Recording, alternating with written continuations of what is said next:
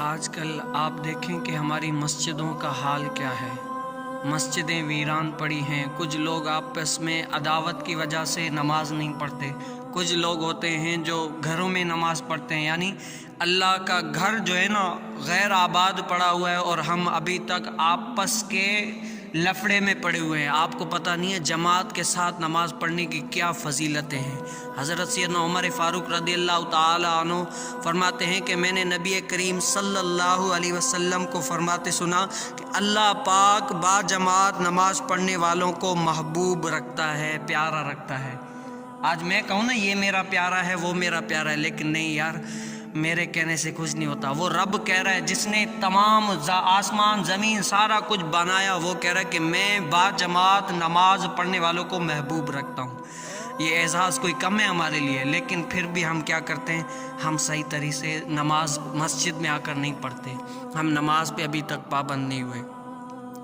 حضرت سیدنا ابو سعید خدری رضی اللہ تعالیٰ عنہ بیان کرتے ہیں کہ اللہ پاک کے آخری رسول صلی اللہ علیہ وسلم کا فرمان عالی شان ہے، جب بندہ با جماعت نماز پڑھے پھر اللہ پاک سے اپنی حاجت کا سوال کرے، اللہ پاک اس بات سے حیا کرتا ہے کہ بندہ حاجت پوری ہونے سے پہلے واپس لوٹ جائے۔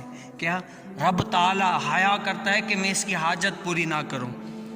آج میں دیکھیں یار ہم نماز کتنا پڑھتے ہیں، لیکن پھر بھی اللہ کا کرم دیکھیں، ہم کھا رہے ہیں، پی رہے ہیں، جو چاہا پھر بھی مل گیا، لیکن کیا حق تو یہ تھا کہ حق ادا نہ ہوا، ہم نے حق ادا نہیں کیا۔ پیارے اسلام بھائیوں، آج دنیا میں ہیں، کل نہیں ہے، آج ہیں، صبح چلے جائیں، پرسوں چلے جائیں، کب کی زندگی ہے، لیکن یار ہم ایسا بنائیں، کسی نہ کسی مسجد کی دیواروں کو گواہ بنا کے جائیں، مسجد کے راستوں کو گواہ بنا کے جائیں، مسجد کے قریب لوگوں کو گواہ بنا کے جائیں کہ میں وہ تھا جو مسجد کی اذان سنتے ہی اپنی مسجد کی طرف دوڑتا تھا، ہزار کام چھوڑ کر اپنے رب کی صدا پر لبیک کہتے ہوئے جاتا تھا۔ آج دیکھیں کون جاتا ہے، آج کون جاتا ہے؟ ہم اپنے اوپر ذرا دیکھیں تو صحیح، اور میرے نبی کریم صلی اللہ علیہ وسلم کے فرمان سنیں ہیں، جو با جماعت نماز پڑھے اس کے بارے میں میرے نبی کریم صلی اللہ علیہ وسلم کے فرمان سنیں تو آدمی کا دل ٹھنڈا ہو جاتا ہے۔ لیکن یہ فرمان کس کے لیے؟ جو ان پر عمل کرے۔ میں اور آپ دیکھ لیں ہم عمل کرتے ہیں کہ فرمان مصطفیٰ صلی اللہ علیہ وسلم، میرے نبی کریم صلی اللہ علیہ وسلم نے فرمایا، مرد کی نماز مسجد میں جماعت کے ساتھ گھر میں اور بازار میں پڑھنے سے 25 درجے زائد ہیں۔ کیا ہے؟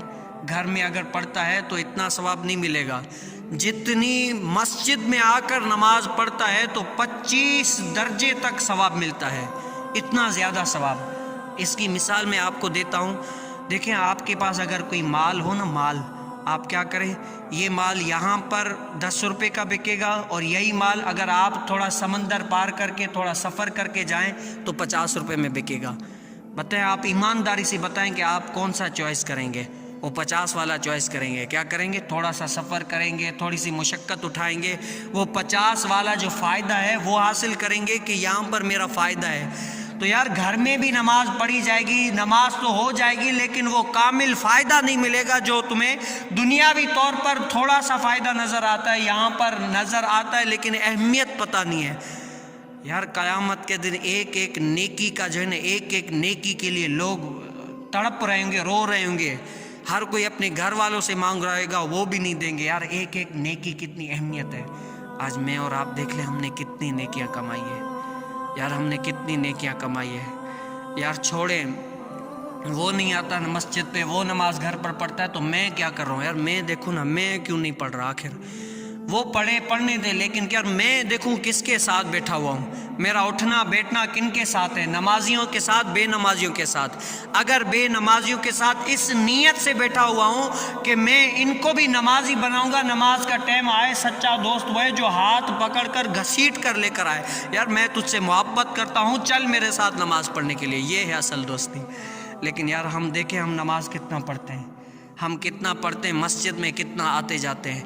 آج ہمارے امام صاحب دیکھ رہے ہوتے ہیں، آپ سن رہے ہیں نا، آج ہمارے امام صاحب دیکھ رہے ہوتے ہیں کہ کب ہمارے مقتدی آئیں گے، کب ہمارے مقتدی آئیں گے جن کو ہم نمازیں پڑھائیں گے کہ اللہ کی صدا آئے گی، لوگ آتے جائیں گے، نماز پڑھتے جائیں گے، اور جو آتے جائیں گے خود پڑھ کے صرف خود پر اکتفا نہیں کریں گے بلکہ دوسروں کو بھی کھینچ کھینچ کر لائیں گے کہ یار یہاں پر آؤ، یہاں پر آؤ، نماز پڑھو۔ یہ سیدھا راستہ ہے، یہ صراط مستقیم ہے، یہ ہے اللہ تعالیٰ کی خوشنودی کا راستہ۔ دنیا کماؤ لیکن کیا دین کی طرف بھی آؤ۔